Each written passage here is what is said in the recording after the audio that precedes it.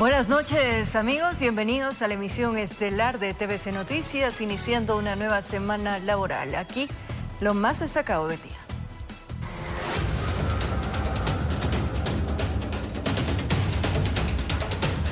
Atemorizados viven los moradores del sector oriente quiteño por la violencia con la que actúan los delincuentes al momento de cometer sus fechorías. Piden a las autoridades vigilancia y mano dura, pues con puñal en mano buscan hacer daño a quien se cruza por su camino.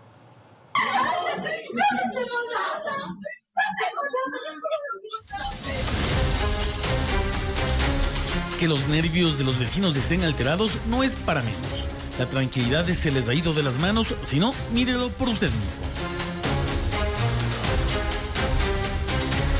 Al parecer son 3 los delincuentes que se encuentran en el vehículo.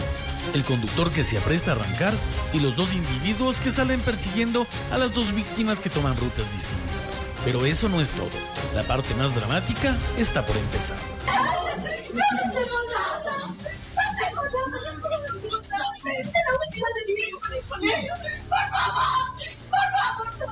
Así es, otra cámara captó el momento que el individuo que seguía a la mujer de rojo logró atraparla. Escuchamos la acción y nosotros salimos y le habían estado con un cuchillo, pero cuchillo grandote. Y la señora comenzó a gritar, ahí salimos todos, pero ya había sido tarde, pero antes, por suerte el muchacho se había zafado de los ladrones y se había dado la vuelta. ¡Por favor, ¡auxilio! Grita y sufre, pues además de sus pertenencias, está en juego su vida. El malhechor amenazante acecha con un cuchillo a la dama. Nadie la socorre. Y no hay como la situación que la policía también no nos da la seguridad que necesitamos, pero no nos toman en cuenta sobre la seguridad de todos los vecinos. Es con lo que tienen que vivir en el sector del oriente quiteño, donde la delincuencia ataca a cualquier hora, pero no a cualquier hora ronda la policía. ¡Por favor, ¡auxilio! Informó Javier Rosero. Un ciudadano se salvó de ser secuestrado por un grupo de delincuentes al norte de Quito. La víctima, al poner resistencia, fue agredido en la cabeza. Los antisociales no se llevaron pertenencias. Todo se registró en cámaras de seguridad.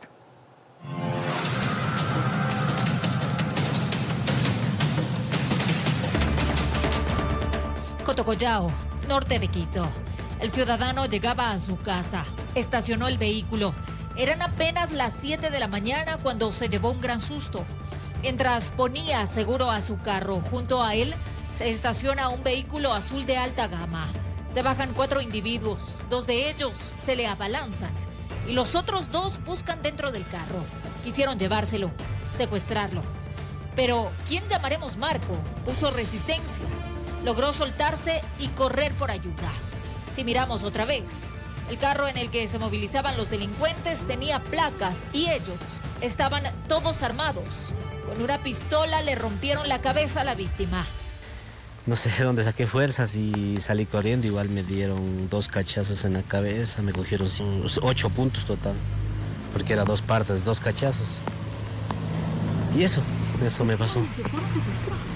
O sea, sí, me decían que... Porque ni siquiera me pidieron llaves del carro, nada, solo me dijeron... súbete al carro. El afectado, en medio del miedo que por hoy siente, accedió a conversar con nosotros. Teme por su vida. Por eso ya está colocada la denuncia. Los 2 tipos que hablaron eran extranjeros, ¿no? O sea, hoy, mañana no salga. Y no salí. En realidad sí tengo bastante miedo. Vecinos escucharon los gritos de auxilio. Por eso encendieron las alarmas. Allí fue cuando huyeron los zampones. Claro, ladrones, auxilio. Y justo también otro carro venía por aquí y el carro también comenzó a pitar. Entonces ahí se fueron pues los ladrones, ya no pudieron hacer nada más. Los moradores hablan de la difícil situación por la que atraviesa ese sector. Escuchar pedidos de ayuda ya es común. Gritan y pelean, pero pelean con cuchillos, creo que pelean porque saben venir hasta acá, hasta la esquina vienen gritando. Pero, ¿quiénes son estos sujetos? ¿Para qué se querían llevar a Marco? ¿Y qué querían hacer con él? Al momento el caso se encuentra bajo investigación. Informó Marilyn Jaramillo. En el sur de Quito, un operativo policial permitió recuperar un carro con reporte de robo. El conductor no contaba con documentos del automotor y los números de motor y chasis estaban adulterados.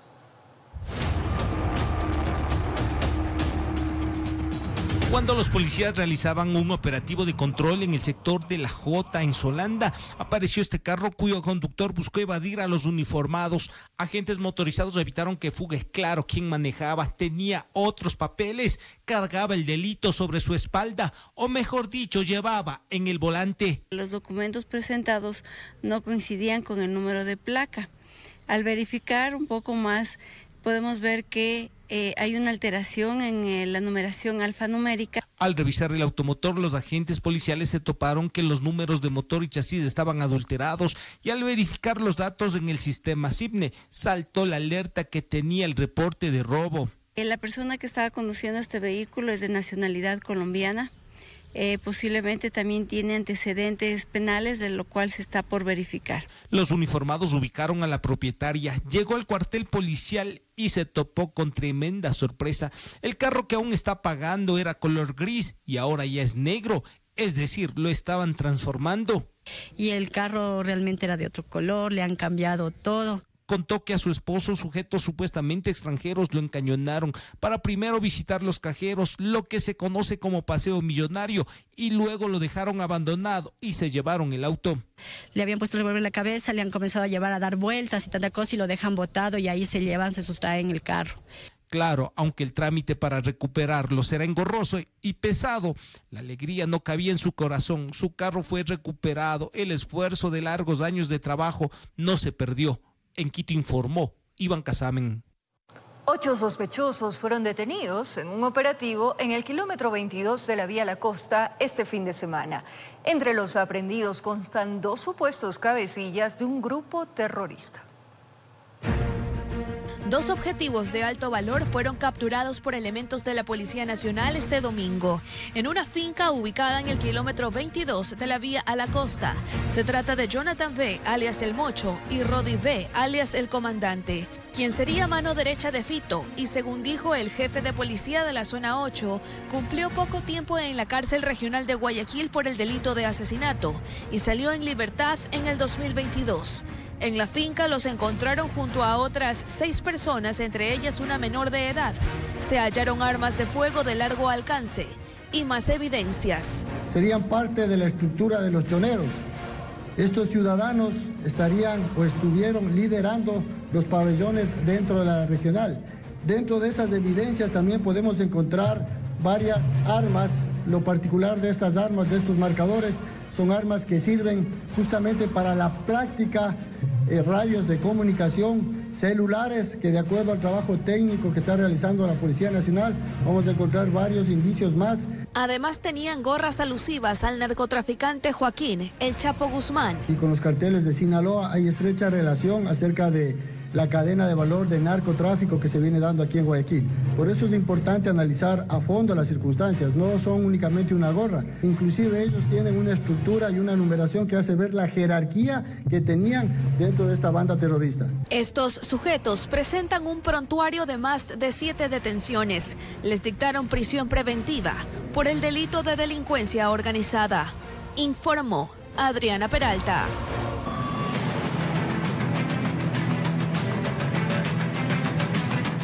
Un enfrentamiento armado en el cantón Joya de los Achas, provincia de Orellana, dejó una persona fallecida. La Policía Nacional indicó que levantó más de 100 indicios balísticos de armas largas. No, está. Bala, Sol de Oriente. La tranquilidad de los habitantes del barrio Sol Oriente en el cantón Joya de los Achas se vio alterada cuando lo que sería un enfrentamiento armado obligó a todos a botarse al piso. No sabían dónde era el campo de batalla, pero los ocupantes de las casas más cercanas lograron captar el rugir de las balas, como si se tratase de juegos pirotécnicos.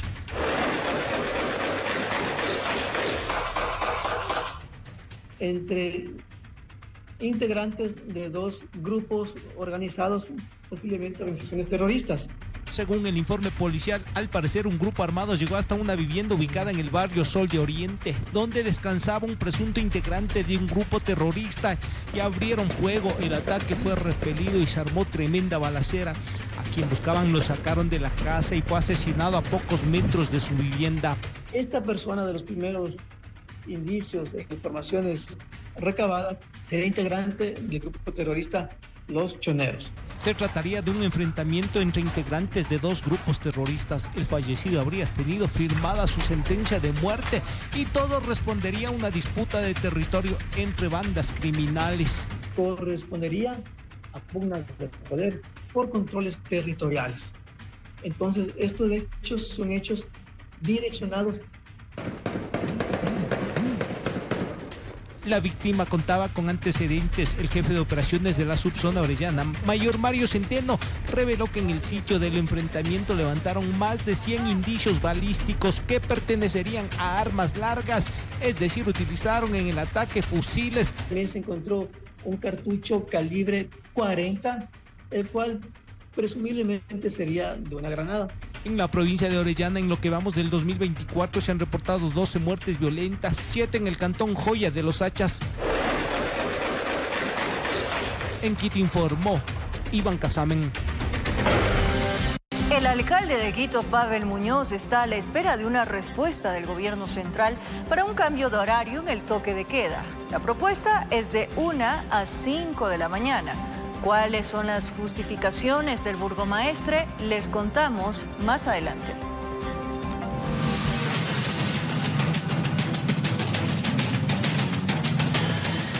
En Esmeraldas, una operación policial logró la recaptura de un prófugo de la cárcel de varones. El sujeto, al ver a los uniformados, disparó en contra de los policías. En el enfrentamiento terminó un herido.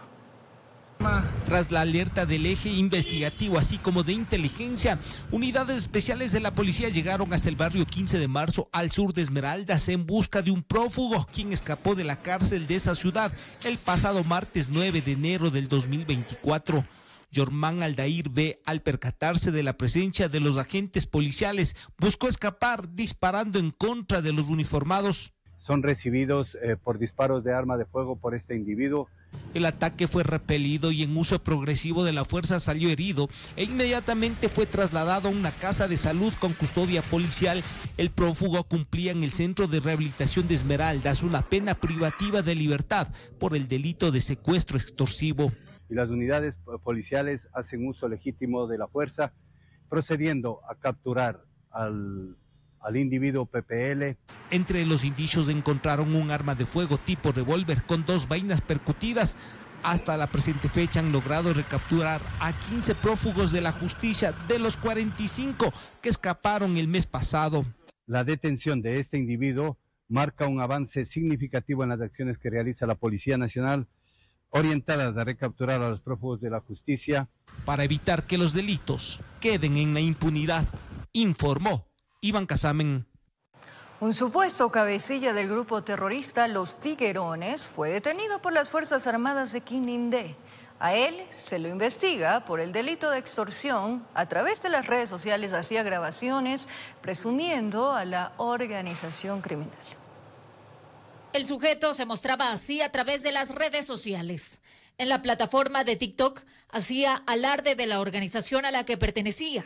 Pero mientras él bailaba, la Fuerza de Tarea Conjunta lo estaba buscando. Se trata de Luis L., alias Rajana, quien sería uno de los principales cabecillas de los Tiguerones, sospechoso de actividades ilícitas como extorsión y porte de armas.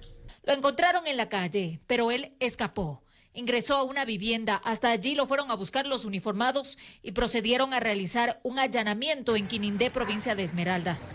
Tras el registro se encontró en su poder 3 armas de fuego, 8 municiones y una motocicleta reportada como robada. Una vez levantadas las evidencias, el ciudadano fue valorado por un médico local y no registró novedades en su estado de salud, por lo que se procedió a entregarlo a la Policía Nacional para continuar con los trámites pertinentes. Hoy se encuentra a órdenes de las autoridades judiciales. Informó Marilyn Jaramillo. Momentos de pánico vivieron los pacientes del Hospital Municipal de Lomas de Sargentillo en la provincia del Guayas, tras la protesta de los familiares de 2 ciudadanos heridos de bala que no fueron atendidos en emergencia. Ambos murieron en una casa de salud del Cantón Daule. Habían baleado a sus familiares y llegaron desesperados a la casa de salud municipal para evitar lo peor. Pero amargo fue su desengaño nadie nos brindó los primeros auxilios. Nosotros tuvimos que llevar a mi hermano al hospital de Daule, en la cual él falleció. Los hombres fueron atacados por encapuchados en el cantón Lomas de Sargentillo, provincia de Guayas. Eternos segundos de angustia. Les hicieron perder el juicio. Y nadie salió a decirnos que no había médico y nada. Y mi hermano, de la desesperación, entonces ellos accedieron a querer abrir la puerta para que nos ayudaran. El director del Hospital del Día y Materno Infantil intentaba explicar lo que había sucedido dentro y fuera de la unidad. Contamos hasta el momento abastecidos con implementos y con insumos para poder recibir tipos de emergencia. Estamos en una investigación para saber qué es lo que ha sucedido el día de ayer y no podemos sacar conclusiones solamente con lo que diga el familiar y con lo que nos comenten también el personal de salud. No solamente esto que ha habido, algunos, mi estimado amigo, han habido algunos. La policía no se ha pronunciado sobre el tema hasta el final de esta edición. Informó Jorge Escobar. En el Centro de Rehabilitación Social Bellavista, un privado de libertad fue encontrado sin vida en el patio del pabellón de máxima seguridad. El hecho se registró cuando el occiso se encontraba esperando que le entreguen los alimentos. ¡Queremos saber si van nuestros familiares! La noticia que un privado de libertad fue encontrado sin vida se regó como pólvora, más cuando vieron que la ambulancia de medicina legal ingresó al centro carcelario. Familiares de los presos esperaron atentos a que salga para saber quién era la víctima. Las mujeres se pararon en media vía en busca de información. ¡Queremos saber si tenemos nuestros familiares ahí! ¡Eso queremos saber! Inconformes accedieron a dejar que siga la ambulancia. Más tarde se conoció que el fallecido era un preso de 35 años de edad. Aparentemente el cadáver presentaba escoriaciones en varias áreas del cuerpo, heridas cortantes a nivel de las orejas y otra a nivel del pecho. El muchacho está con golpes en la cabeza, herido en los ojos, está con los ojos salido de los golpes, en cual eso no es de paro cardíaco. Será el protocolo de autopsia el que revele las causas de la muerte. El fallecido fue identificado como Stalin Efraín Guerrero Zambrano, quien registra en su hoja de vida detenciones en los años 2016, 2017, 2019 por tenencia de armas no autorizadas y en el 2021 por tráfico de sustancias sujetas a fiscalización. No hay una comunicación, las familiares no saben de sus PPLs. Desgraciadamente la mala información de muchas personas les han alterado diciendo que hay 7 muertos, que hay un listado de muertos, cuando en realidad eso no ha pasado. De su parte, el vocero del personal militar que está a cargo del centro carcelario indicó a través de un comunicado que no se ha presentado desmanes al interior de la cárcel y que la persona fallecida aparentemente sufría de problemas cardíacos. Según el médico que lo atendió en primera parte, era por un paro cardíaco. Mientras decenas de familiares se apostaron en los exteriores del Centro de Rehabilitación Social con pancartas exigían información de sus parientes, informó Iván Casamen. Un ataque al estilo sicariato cobró la vida de un hombre de 36 años de edad en Manta, provincia de Manabí. La víctima estaba en una parrillada familiar cuando recibió una llamada al salir. Los sicarios le dispararon. La policía investiga el motivo del ataque. Una tarde de piscina y parrillada terminó en tragedia en Manta, provincia de Manabí. Un hombre de 36 años de edad fue asesinado en la vía pública después de recibir una llamada telefónica.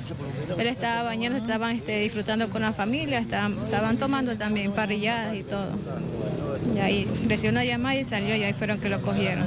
El hecho ocurrió en el barrio San Rafael. Allí murió Dani Miguel conforme en una vereda del sector intentando huir de sus victimarios que lo siguieron para rematarlo. Salió y ahí dice que le tiraron un disparo en la pierna y ahí dice que salió corriendo y acá abajito lo remataron de eso. Al lugar llegaron personal de criminalística y de NASEC para levantar indicios que quedaron en la escena y trasladar el cadáver al centro forense de Manta. Los moradores supieron manifestar que 2 ciudadanos en una moto con vestimenta negra habían procedido a dispararle al ciudadano y occiso de nombres Dani Miguel Conforme Sánchez, de 36 años de edad. Según la policía, en lo que va del 2024 se han reducido las muertes violentas en el distrito Manta, que incluye los cantones de Montecristi y Jaramijó. Siendo así que hasta el día de hoy, de lo que va del año, tenemos 13 muertes violentas en relación al año pasado, que estábamos ya con 22. Entonces ha existido un decremento. Es importante que la ciudadanía conozca y sepa esto. Con cámaras de Eduardo García desde la provincia de Manabí, informó Wendy Delgado. Al volver, Ecuador dio una respuesta técnica ante la denuncia de Rusia de la presencia de la mosca jorobada en las exportaciones de banano ecuatoriano. Les tenemos los detalles al regresar aquí en la emisión estelar de TVC Noticias. Edificaciones colapsadas, viviendas destruidas y varios damnificados es el resultado de las torrenciales lluvias en San Antonio de Ibarra. Familias enteras tuvieron que escapar de un aluvión que arrasó con todo a su paso. Ocurrió en San Antonio de Ibarra, provincia de Imbabura. Los torrenciales aguaceros convirtieron a las calles en verdaderos ríos. Y al amanecer, una toma desde el aire describía la desgracia. Era una casa de 3 pisos. Allí vivían familias completas y funcionaban 2 empresas de seguridad. Funcionaban porque el aluvión que bajó por la quebrada producto de las lluvias se llevó el muro e hizo que la edificación colapse. Más o menos existe una cuantía de unos $250.000 de pérdida en lo que es materia. Sí, funcionaba 2 empresas de seguridad. Entre la mayoría se perdió lo que es equipos, uniformes y el armamento. Al recorrer el sector, la desesperación se apoderaba de los damnificados. Lidia solo tuvo tiempo de salir corriendo de casa junto a su esposo y sus 3 hijos. Lo perdieron absolutamente todo. Se perdió todo, se ha perdido medicaciones de mi hija que es epiléptica, de mi bebé. No tenemos nada, no tenemos documentación, no tenemos papeles, no tenemos comida. Los vecinos me informaban que por la calle bajaban los alimentos, las fundas, las ollas, la comida, los baldes, todo. Fabricio explica que el agua se llevó consigo unos cuantos ahorros que tenían. Ni cuadernos quedaron en la vivienda. Los guaguas no tienen dónde dormir, se fueron los cuadernos, se fueron las mochilas. Y en la zona urbana la situación es muy similar. Un carro quedó atrapado entre el agua y un par de horas después, todo el adoquín se levantó. Propietarios tuvieron que dedicarse horas completas a limpiar los inmuebles. Las autoridades trabajan en la evaluación de los daños. Mientras tanto, los afectados claman por ayuda. Con realización de Amparito Rosero, informó Marilyn Jaramillo. Un intenso aguacero que duró más de 8 horas provocó inundaciones en 23 puntos de la ciudad de Guayaquil. Mientras tanto, la noche del domingo, un taller de costurería fue aplastado por una pared que se desprendió de un colegio contiguo. El aguacero alteró el sueño de la ciudad y entonces casi nadie pudo conciliar con ninguna almohada. La invasión del agua surcó calles y avenidas. Era el norte, sur, suburbio, noroeste y todo espacio vulnerable al desorden ciudadano. En la mayoría de los casos se da por acumulación de basura en los sumideros y en las alcantarillas, lo que una vez más complica a la ciudad. Sin embargo, se atendió con 15 hidrocleaners en diferentes puntos y hasta ahora podemos decir que la ciudad se encuentra operativa. La avenida Juan Tanca Marengo, en el norte, 25 de julio, sur, Socio Vivienda 1 y Sergio Toral, en el noroeste, con mayor incidencia hídrica. Tenemos un registro de 21.3 milímetros en lo que respecta a la estación de Guayaquil Aeropuerto. Para las próximas 24-48 horas se esperan precipitaciones de intensidad variable entre débiles y moderadas para el caso de Guayaquil. Las mayores precipitaciones se han concentrado en las provincias de Los Ríos, Santo Domingo de los Áchilas, Cotopaxi, Bolívar y parte de la provincia del Guayas. Mientras tanto, en el suroeste pudo haber sido una tragedia, pero Dios es grande. Eran las 8 de la noche, mucho antes de que se desate el aguacero aquel. Y que evitemos que este edificio pueda ocasionar un riesgo mayor, porque es un riesgo latente actualmente. ¿Cuántos años se fueron abajo? más de 30 años se fueron abajo. Esa era su profesión habitual, la confección, la costura. El Colegio Nacional tiene más de 40 años abandonado y nadie entiende por qué ninguna institución actuó. En el municipio explican que lo primero ha sido precautelar la seguridad de los habitantes. Vamos a iniciar el proceso para acelerar, si de ser necesario, hacer una demolición de este predio y luego hacer forzosamente hacer una enajenación, de acuerdo a lo que establece la ordenanza, para llevarlo a una subasta y que estos recursos que son públicos puedan recuperarse. Primeros estragos a la luz de un niño que aún no se despierta a gritos. Informó Jorge Escobar.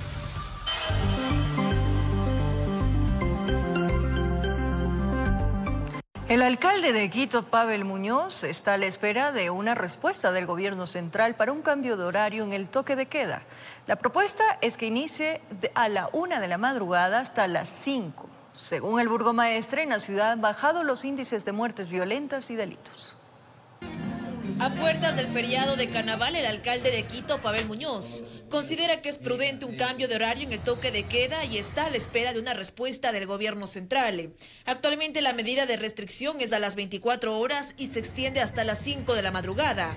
La propuesta es que inicie a la 1 de la madrugada hasta las 5. Si cambia eventualmente el horario en la ciudad capital, yo creo que esto va a significar que volvamos a tener la afluencia de turistas o la llegada de turistas, que también redunda en una mejora de la situación económica del país. Además, el alcalde demanda un cambio en la semaforización para evitar afectaciones económicas. Actualmente Quito se encuentra en semáforo rojo, que significa alto riesgo. Dijo que las cifras por delitos y crímenes han disminuido, según un balance de la Policía Nacional. Que en Quito decayeron un 22% los delitos respecto al mismo periodo en el año anterior, y asesinatos han caído en un 48%. Pero sí vemos algunos resultados de lo que está haciendo esta medida. El sector turístico respalda la posición de Muñoz. Norman Bog, representante del gremio hotelero, asegura que las medidas restrictivas han dejado pocas reservas para el feriado y los eventos. La ocupación ha disminuido en un 15-20% comparado este enero con el enero del año anterior, que sin duda pues eso es una afectación importante. Para Bog, los turistas prefieren no visitar Quito, pues indica que no se está manejando un mensaje adecuado del nivel de riesgo en comparación con otras ciudades. Porque nos afectan las cancelaciones futuras, que si la gente todavía no percibe y no se le comunica internacionalmente que están en un proceso de control sobre la situación, los grupos se siguen cancelando, ¿no? Para los días de asueto, los eventos públicos están autorizados. El municipio tiene una agenda que dará a conocer esta semana. Informó Priscila Cadena. Un operativo conjunto entre la Policía Nacional y agentes de control metropolitano se ejecutó en los exteriores del Centro de Revisión Técnica Vehicular de Guajaló, al sur de Quito. Como resultado, una mecánica fue clausurada por no contar con los permisos municipales y un restaurante fue notificado. El 1 de febrero inició la revisión técnica vehicular en Quito y con ello los controles en los exteriores de los centros. Para nadie es un secreto que los enganchadores buscan clientes por algún supuesto daño en los vehículos. Por otro lado, existen denuncias de que en ciertos negocios, como las mecánicas, se cometen delitos según la Policía Nacional. A fin de verificar la documentación que estos locales de mecánicas tienen para ejercer su actividad y que no sean parte de los ilícitos como es desmantelamiento de vehículos o deshuesaderos. El operativo se centró en los locales aledaños al Centro de Revisión Técnica Vehicular de Guajaló, al sur de Quito, en el que también participó la Agencia Metropolitana de Control. 2 negocios no presentaron la documentación respectiva para su funcionamiento. En el momento ya tenemos un local clausurado, el cual no presenta la documentación correspondiente, y otro citado, el cual tiene que actualizar sus documentaciones. Quienes trabajan por la zona afirman que existe una competencia desleal, porque en plena vía personas realizan reparaciones a los autos. Por eso apoyan este tipo de controles. La mayoría de personas que estamos aquí tenemos los papeles en regla. Los que no tienen en regla son los que están en la calle. Ahora el señor dice, ¿y a dónde se meten? Le digo, no se meten, hacen en la calle. Los ciudadanos que asistieron a la revisión técnica se mostraron sorprendidos a ver la presencia policial. Más de uno se ha visto perjudicado por realizar algún tipo de arreglo a su vehículo, sin tomar las precauciones. Muchas veces caemos en ese engaño de mi vehículo, vino de la mecánica sin problema, no necesite de ellos. Pero ellos a veces a la fuerza te quieren meter a sus mecánicas, pero me parece bien que estén aquí. Este tipo de operativos se van a replicar en otros puntos de la ciudad para reducir la incidencia delictiva de robo o estafas. Informó Priscila Cadena. 500 adhesivos fueron colocados a taxis de la capital, cumpliendo así con la culminación de su proceso de regularización.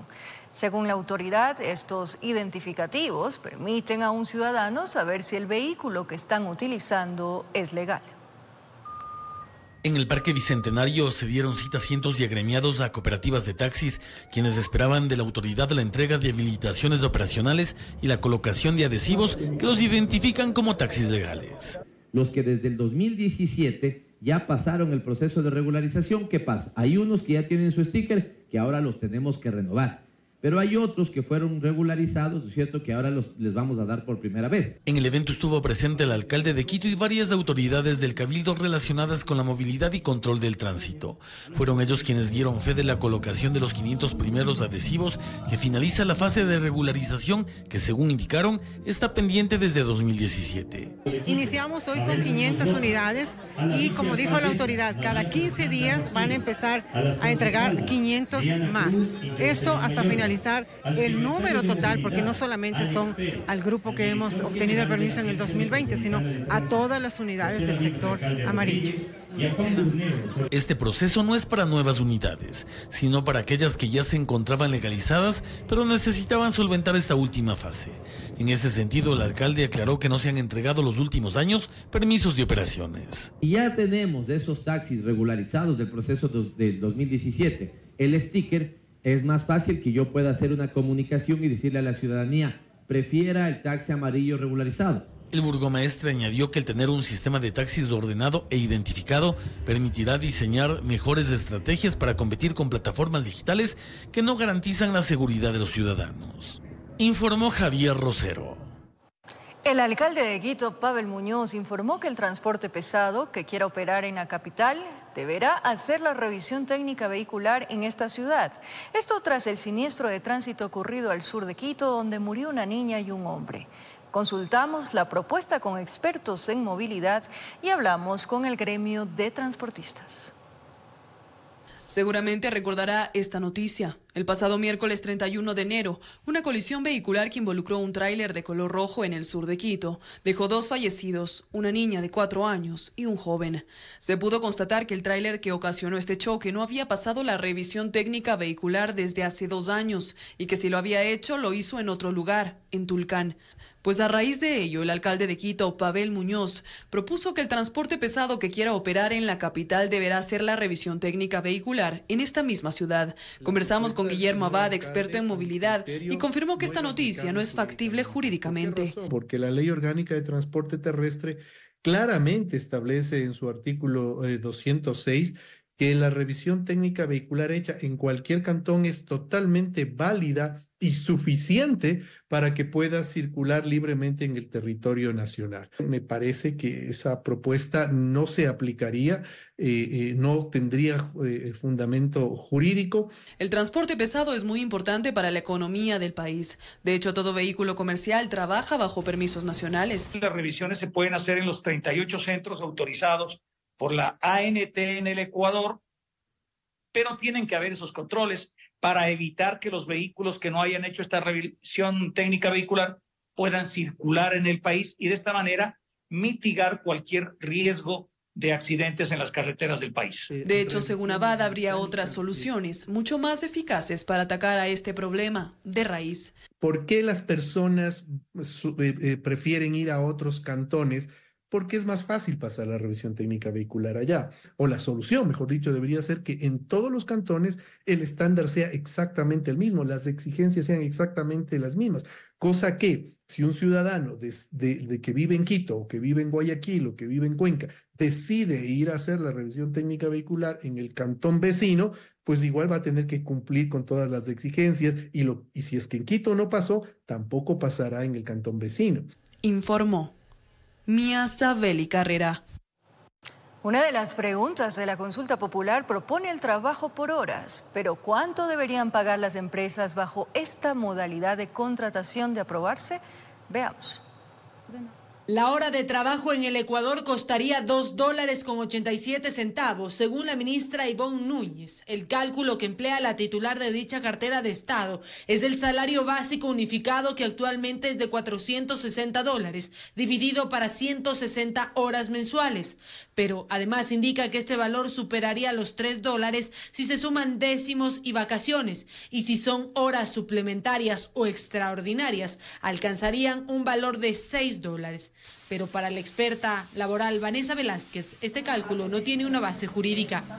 Que independientemente de que tú trabajes únicamente 8 horas diarias, 40 semanales, que es este cálculo de las 160 horas al mes, a ti no te pagan tu salario de lunes a viernes, te pagan de lunes a domingo. Creo que esa es la clave para entender cómo realmente se calcula el valor por hora. Es decir, $460 dividido a una jornada de 240 horas, porque a pesar de que el sábado o el domingo, días de descanso obligatorio, yo no laboro, esos días son pagados y remunerados por mi empleador. Es por eso que el valor hora, todos lo conocemos, para generar el cálculo de hora suplementaria, extraordinaria o recargo nocturno, hoy en el Ecuador es $1.91. Para los sindicalistas, el valor de la hora es otro tema de discusión. Y en la pregunta, la consulta, lo que les preocupa por el momento es la estabilidad laboral. Si nosotros vemos los anexos, no hay ningún tipo de protección para este tipo de trabajos.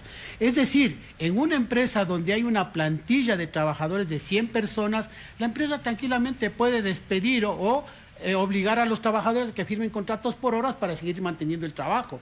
La pregunta que propone el trabajo por horas, de pasar el segundo filtro de la Corte Constitucional y de ser aprobada, no asegura ciertos candados para evitar vulneración. Ejemplo, ¿qué porcentaje? ¿Puedo tener el 100% de mis empleados en contrato por horas o un 20% como alguna vez se usó en el país? De tal manera que blindo la estabilidad de otros trabajadores. ¿Voy a permitir que se celebre más de una vez o voy a decir quienes tengan hoy contrato no pueden ser migrados a un contrato por horas? Informó Valeria Navarro.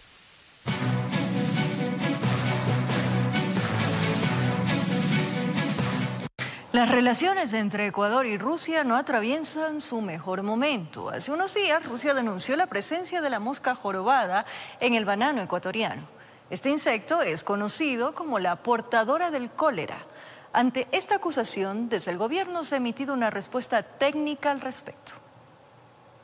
El país de Vladimir Putin solicitó hace unos días la suspensión de la certificación a 5 exportadoras de banano de nuestro país por la presunta existencia de la mosca jorobada, también conocida como la portadora del cólera. Ante ello, desde el gobierno, la Agencia de Regulación y Control Fito y Zoosanitario emitió una respuesta técnica este lunes a la denuncia de Rusia al banano ecuatoriano. Según esta institución, la mosca jorobada no es una plaga agrícola del banano, por ende no ataca ni afecta a estos cultivos. Adicionalmente, en el comunicado que fue lanzado, señalaron que los exportadores y fincas han sido notificados para que incrementen el monitoreo en sitios de producción y empacadoras, así también que se realice un manejo integrado de plagas y una adecuada rotación de plaguicidas. Además, a propósito de la mosca jorobada, la agencia intensificará la verificación y seguimiento de procesos que se ejecutan en campo, sobre todo para la exportación de banano a Rusia. En cuanto a las 5 empresas que Rusia había solicitado la suspensión, la agencia solicitará a estos negocios un área específica de manejo de la carga con destino a Rusia, mientras se refuerzan las inspecciones. Finalmente, la institución hizo énfasis en que a pesar de que hacen más de 84.000 envíos de banano a todo el mundo, no han recibido ninguna notificación similar de otros países.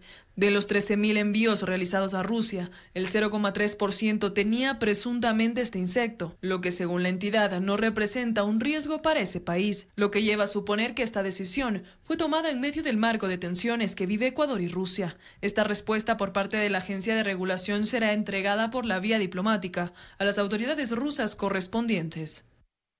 Informó Mía Sabeli Carrera. Sin embargo, Ecuador podría acudir a la Organización Mundial del Comercio tras la decisión de Rusia que ha puesto reparos al banano y claveles ecuatorianos por supuestos problemas de plagas. Hasta el momento los sectores no han sido notificados oficialmente. Las supuestas plagas en el banano ecuatoriano y claveles para el internacionalista Esteban Santos tiene nombre y apellido. La verdad es que nadie cree eso. Está claro que esto es una respuesta retaliatoria por las acciones del gobierno ecuatoriano de entregar lo que ha considerado el gobierno de Noboa chatarra a los Estados Unidos a cambio de armamento bélico. Y esta es una respuesta rusa. Por lo tanto, una respuesta económica, porque el Ecuador está mandando un mensaje geopolítico que a Rusia no le gusta. Aparente práctica discriminatoria que ha puesto en apuros al gobierno nacional. Nuestro principal socio estratégico en materia internacional y sobre todo en materia de defensa son los Estados Unidos y por lo tanto esta ayuda no podía el Ecuador rechazarla. Claro, el problema es que vamos a enemistarnos con Rusia. Formalmente, técnicamente podríamos incluso iniciar una controversia a través del marco normativo de la Organización Mundial del Comercio, pero para esto tomaría demasiado tiempo y por el nivel de las exportaciones y por los costos que esto implica, yo lo veo muy poco viable. Más las pérdidas económicas, a ver cómo se superan. Es decir, que al final del día, si hacemos todo este proceso, tampoco es que Rusia va a reconocer los daños económicos. Lo que pasaría es que la Organización Mundial del Comercio le obligaría a partir de ese punto en adelante a tener que cumplir con la normativa internacional. No hay retroactividad cuando estamos hablando del derecho internacional comercial. Un impasse entre Ecuador y Rusia que al final parece encontró una salida, informó Héctor Romero. Este martes, el Pleno de la Asamblea Nacional llevará a cabo el segundo y definitivo debate de la ley para enfrentar el conflicto armado, la cual propone incrementar el impuesto al valor agregado para financiar la guerra contra el crimen organizado.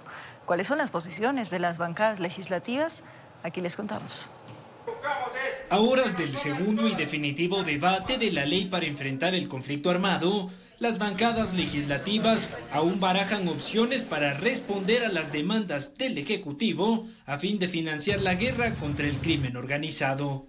El Gobierno Nacional, a través de la ministra del Interior, insistió en la aprobación de la ley, cuyos mecanismos recaudatorios son cruciales para enfrentar al enemigo.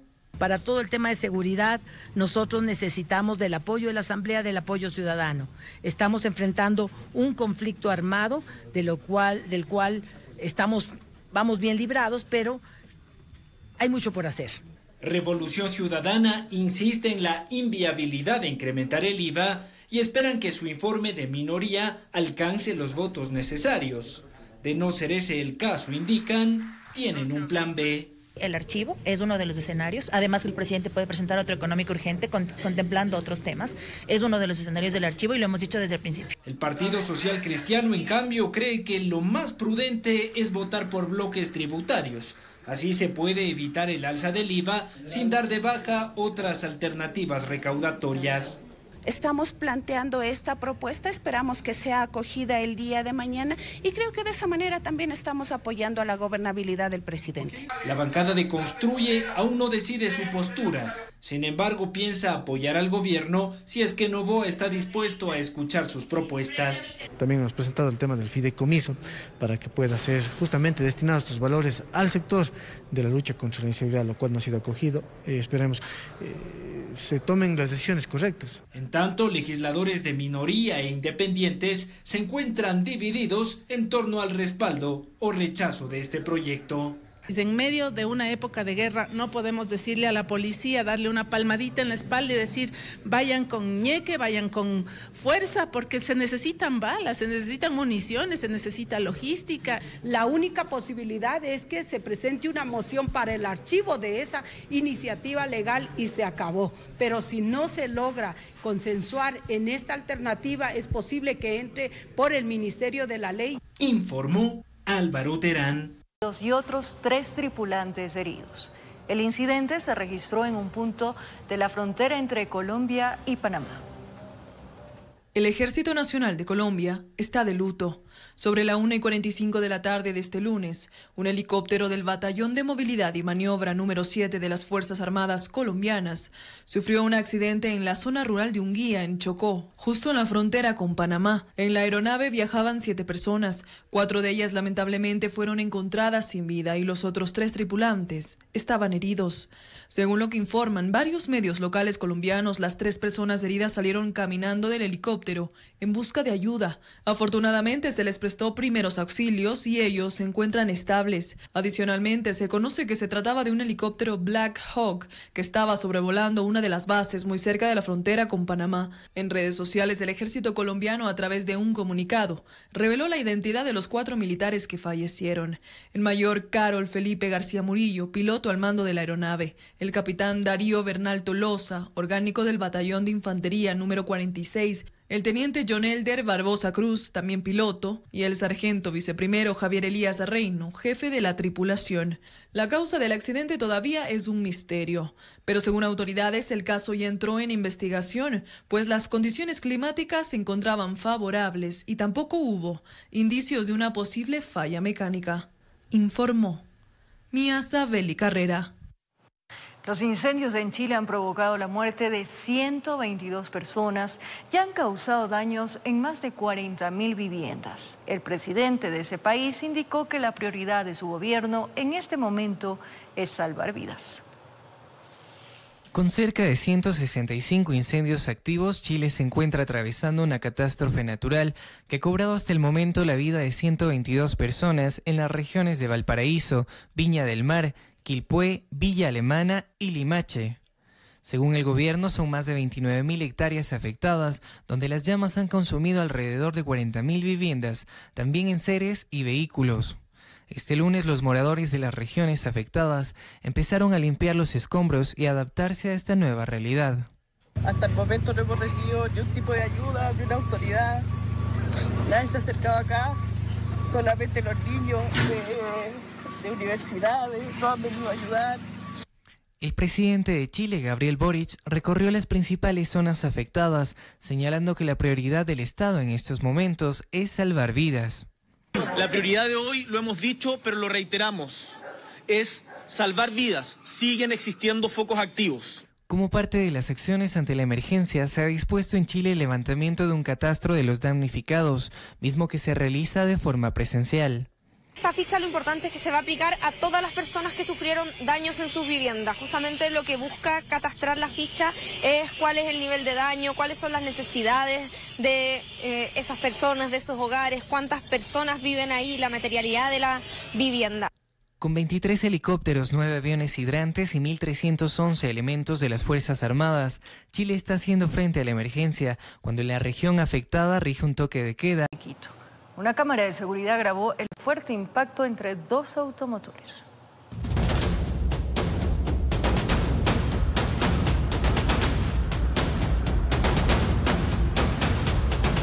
Es la Real Audiencia y de Los Cerezos, norte de Quito. Un vehículo desciende por la empinada calle y justo en la intersección ocurrió la tragedia.